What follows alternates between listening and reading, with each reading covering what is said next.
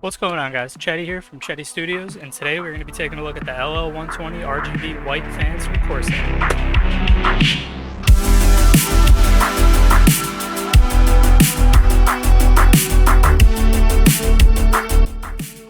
Alright, so why did I pick up these fans? I was looking to make a little bit of an addition to my setup, and I really wanted to get the nano leaf light panels. Unfortunately, they're super expensive, and even on sale, they're like $170 right now on Amazon, I think.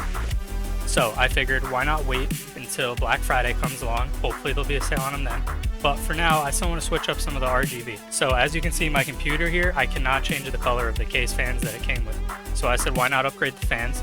And I came down to these Corsair fans. So there was two different ones that I was stuck between, the LL120 and the SP120. Both were around the same price. I think these were about $5 more expensive. There is a sale going on Amazon right now.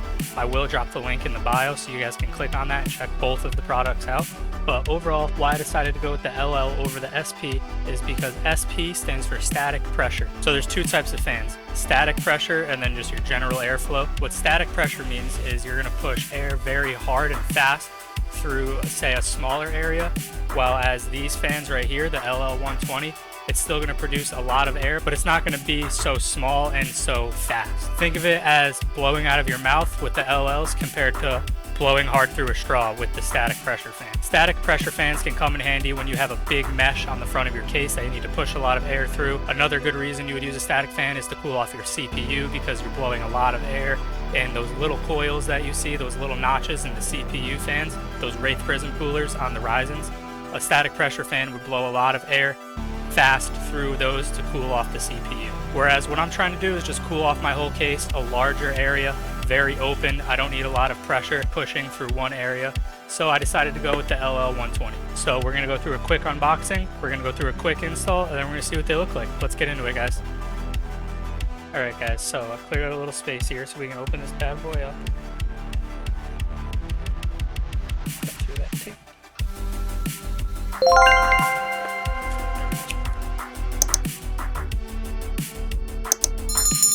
It's heavy, the box is pretty heavy.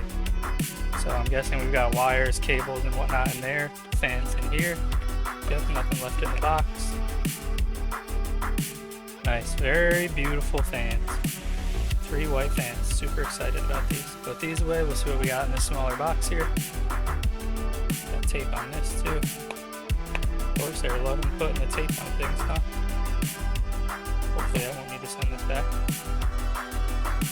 Alright guys, so we're unwrapped and we've got everything out of this little package here.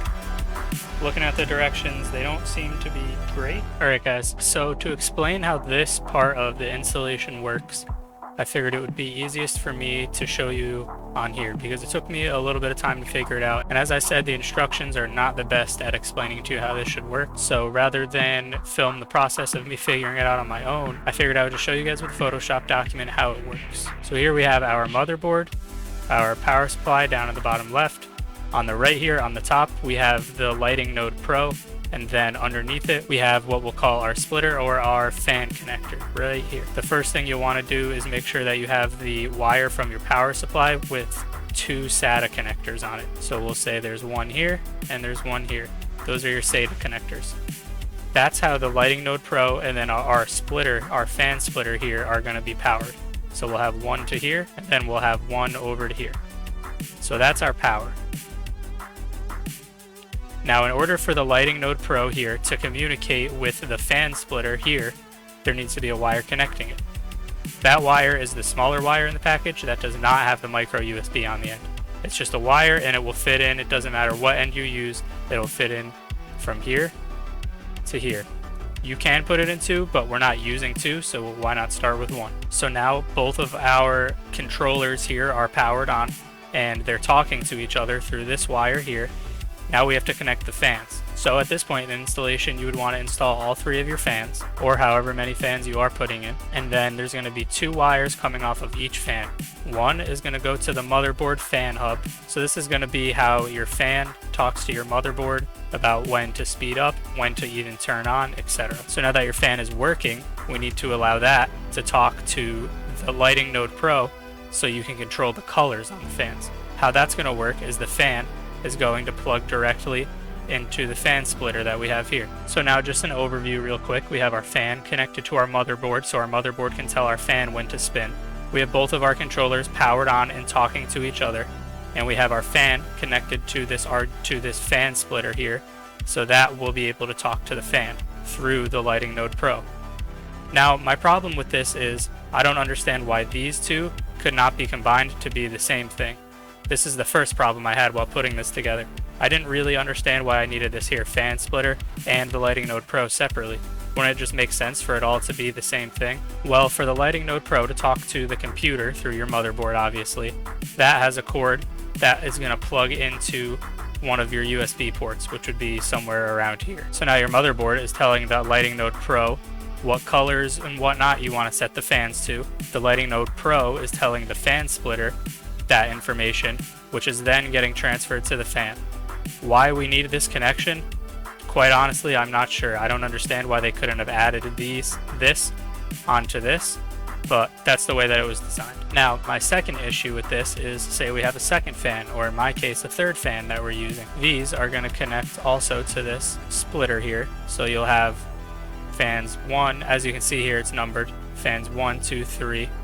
I'm putting it in 6, 5, and 4 just for the picture's sake to make it a little bit easier to see. But now what you have to realize is this fan is also going to have to connect to the motherboard in one of the fan slots, one of the chassis fan slots. So we'll draw our wire from there into the second fan slot. My second problem with the way these fans work is they should include a splitter, so you only have to take up one chassis fan slot for all 3 or 2, or even if you were to add 6 fans, since it gives you the option to do that here.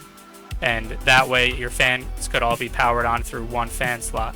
Instead, you have to take up however many fan slots you have on your motherboard to power each individual fan. So as you can see here, it is a little bit confusing, and there are a lot of wires and a lot of hubs that you have to use in order for this iCUE software to work properly, and in order for your fans to be working properly. Now, I'm no engineer, but I feel like this could have been designed to work a little bit easier and with a little bit less wires, just by combining these two into one component and giving you a splitter so all your fans could connect into one splitter and into one chassis fan slot, rather than having to use all 3 fans or 2 fans and having a wire taking up every chassis fan spot on your motherboard. So with the negatives out of the way, let's get into what we really came here for, how they look.